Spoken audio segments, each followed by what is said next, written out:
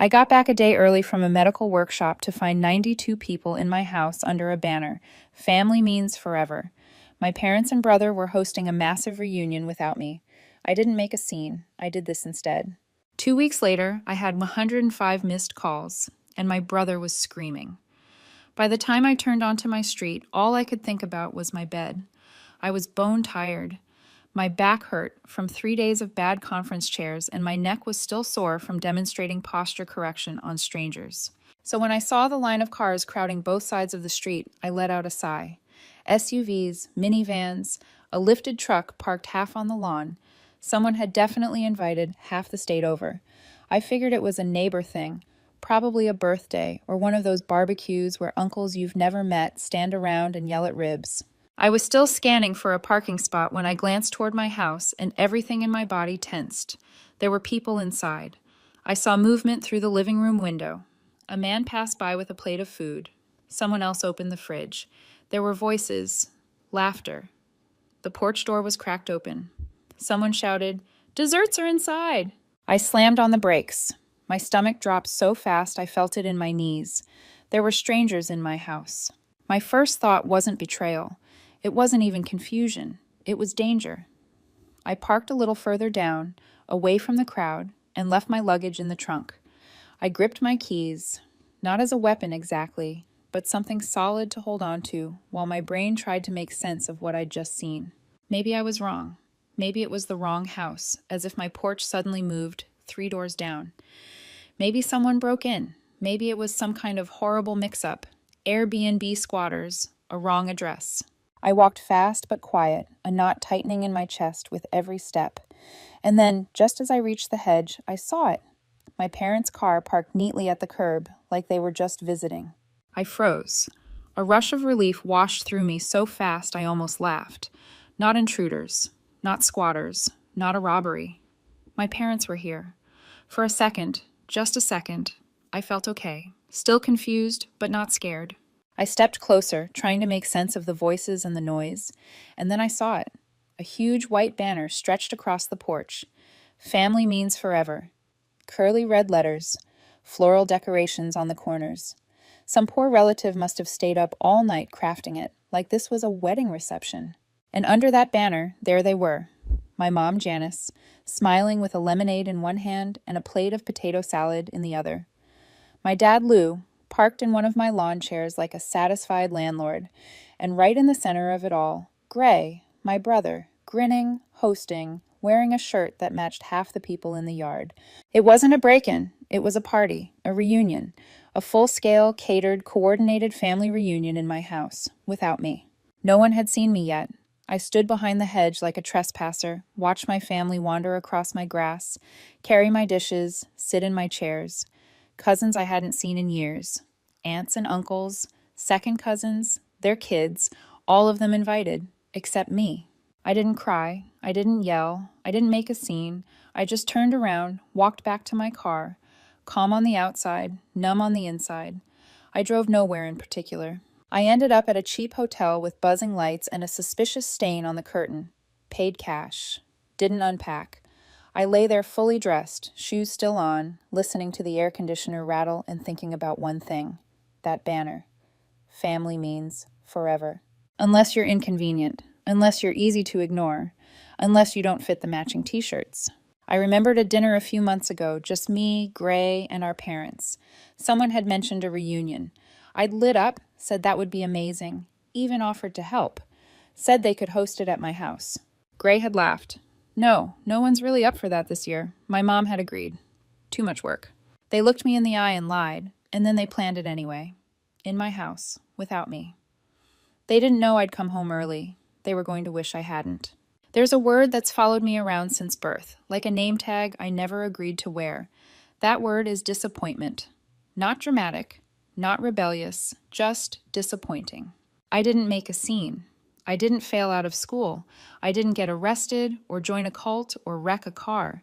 I just failed to be what they hoped I would be, which, from what I can gather, was either a second version of my brother or no child at all.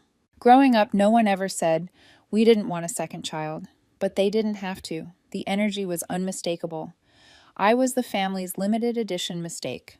Unplanned, unbalanced, and tragically, a girl, apparently. If there had to be a second child, they would have preferred another boy, because Gray needed a playmate, and also, boys just get each other. I got that speech once when I was 7. I don't remember who said it, maybe an aunt, but it stuck. They never outright told me I was born wrong, but I picked it up. From the way my mom sighed when I wanted a doll instead of a toy truck. From how my dad paused when people asked if they were done having kids, like he wasn't sure how to phrase the accident that was me. From how my brother introduced me as his sister with the same tone people use when they say, I have food poisoning. And if being born was mistake number 1, everything after that was just a continuation of the theme.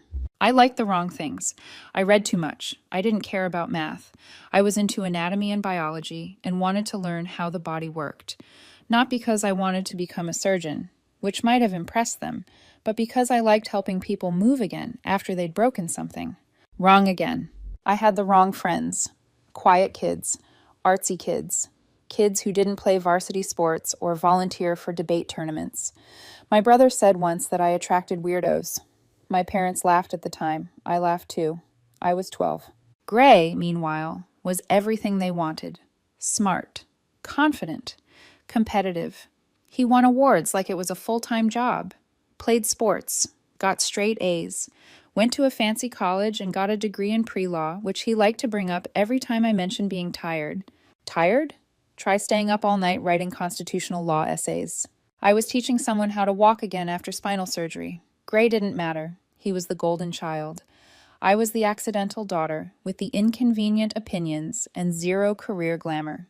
Later, when I chose physiotherapy, the feedback was swift and subtle. So not a real doctor then? That's still great. It's good to have a trade. I guess it's kind of like massage therapy, right? For the record, no, it's not. Not remotely. I graduated with honors. No one came to the ceremony. Gray had a meeting, and my parents said they'd already done the whole college thing once. I bought my own house 2 years after that. It took me years to save the down payment while paying off student loans. When I called to tell my mom, she didn't say congratulations. She said, "Are you sure you can afford something that big?" That house became my one small win. My place. My rules. At least that's what I thought. Meanwhile, Gray got married to Marla, who was lovely in that terrifyingly efficient kind of way. They had a kid, then a second.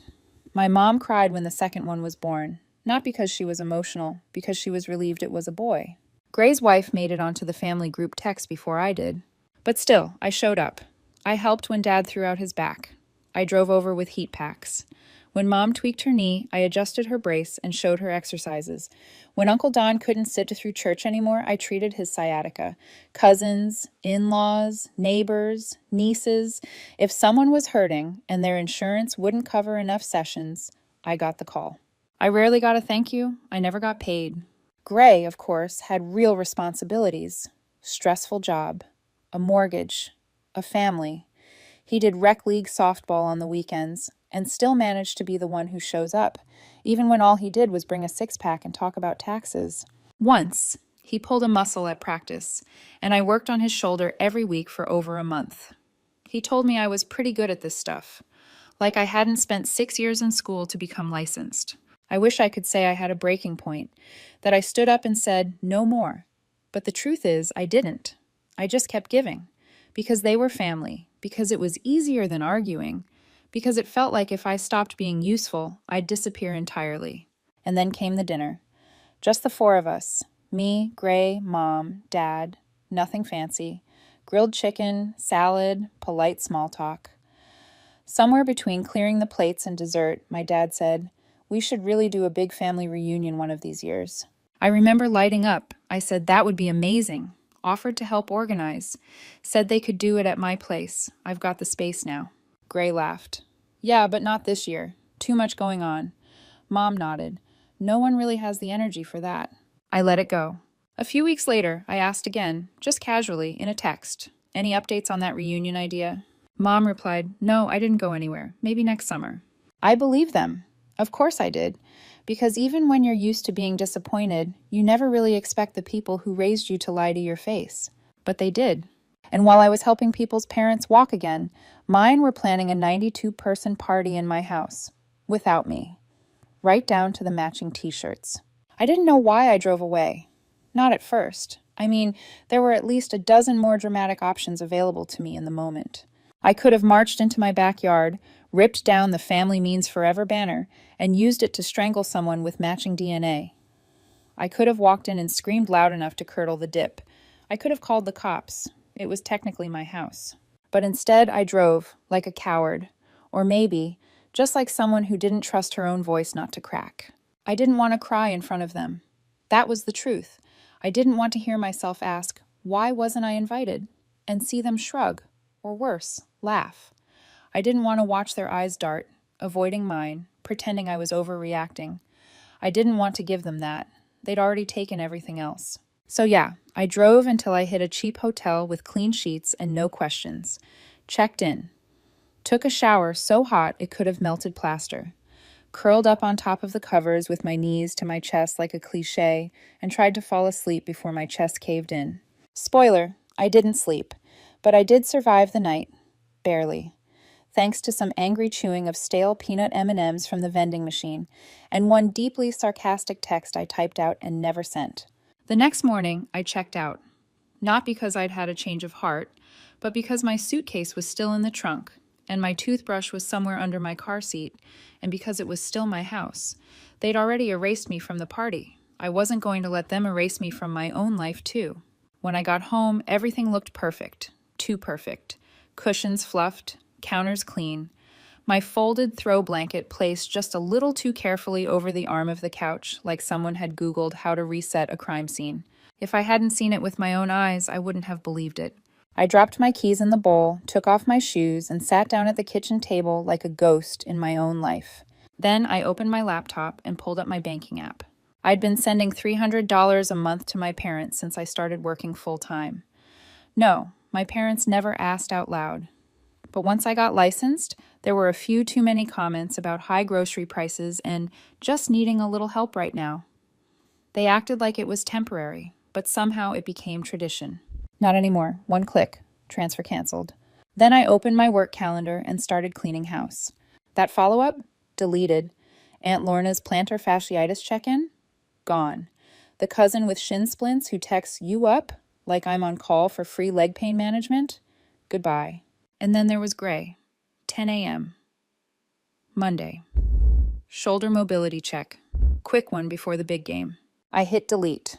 At 10:04 p.m., my phone lit up. Gray. I didn't even sigh, I just answered. Hey, I said. You canceled my session. Yes. Why? I'm busy. He was quiet for a second. Busy how? It's just a quick tune-up. My game's tomorrow, remember? Yep. So you know how my shoulder's been acting up. I'm sure you can find someone, or stretch, or whatever. You're mad. Nope, I said, leaning back in my chair. Just busy. There was that pause, that slightly squirmy silence where someone's trying to figure out what they missed, because they know they missed something, but you're not giving them the answer key. You good? He asked finally. Totally, I said. We sat in that strange standoff a moment longer before I ended the call. An hour later, Mom called. She didn't mention the party. Not once. Just talked about the weather and how Gray's been stressed about the tournament and how she's been watching reruns of that home renovation show she likes. I listened, asked how their week had been. Oh, nothing special, she said. We stayed in.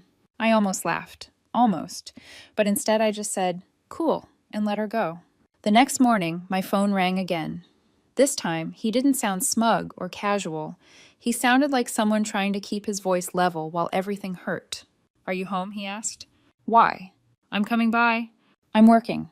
Please, he said. I think I messed something up. I can't lift my arm right, and my back's starting to seize. I can't even hold my kid right now. Marla's freaking out. That sucks. He went quiet. Are you seriously not going to help me? I'm not available. A beat, then, Did something happen? I didn't answer. He exhaled like it cost him. Is this about Look, if you're upset, just say it.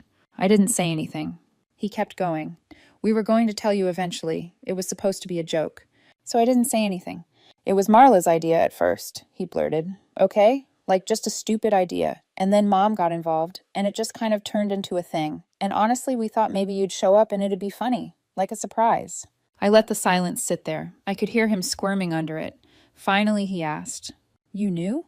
I took a sip of my coffee. No idea what you're talking about. That was it. I didn't say anything else. He kept waiting, kept trying to get a reaction.